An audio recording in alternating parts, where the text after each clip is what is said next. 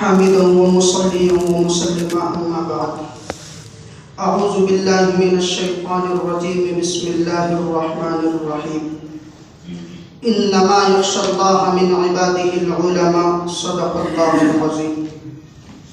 حضرات محترم، آج میں جس شخصیت کے بارے میں آپ حضرات کے سامنے کچھ کہنے کے لیے کھڑا ہوا ہوں، وہ ایسی عظیم شخصیت ہے جن کو صبح قیامت تک فراموش نہیں کیا جا سکتا.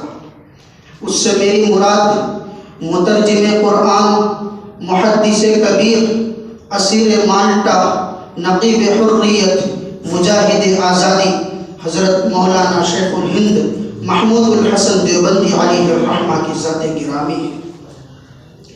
آپ علیہ الرحمہ پوری دنیا کے اندر نہ تو تعریف کی محتاج ہیں نہ ہی تعارف کی. تقریباً 1 صدی سے صاحبان علم و قلم حضرت شیخ الہند کے مختلف سوانح نقوش قلم بند کر رہے ہیں.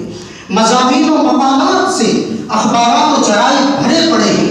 کتابوں اور رسالوں میں حضرت شیخ الہند جیسے العزم شخصیت کے گن گائے جا رہے ہیں. ان کے بلند عزائم اور جلیل القدر کارناموں کو مختصر وقت میں بیان کرنا نہایت مشکل کام ہے، کیونکہ انہوں نے ہندوستان کی تاریخ کے وہ باب کو اپنے خون جگر سے لکھے جن کو لکھنے کے لیے ہمیں سیاہی اور روشنائی کا سہارا لینا پڑتا ہے.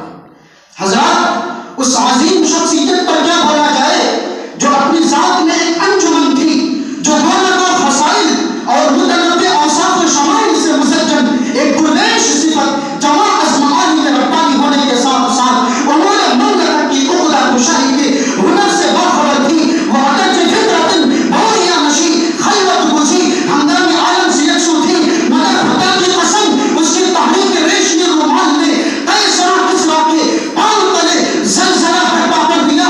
حکومت برطانیہ اور ایسٹ انڈیا کمپنی کی چولے ہلا دی.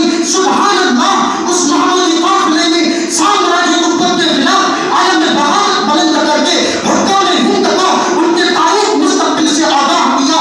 کبھی اپنے فتووں سے باطل کا تعاون کیا، کبھی لسانی قوت کے ذریعے گواروں کو بھٹے پھینکنے پر مجبور کر دیا.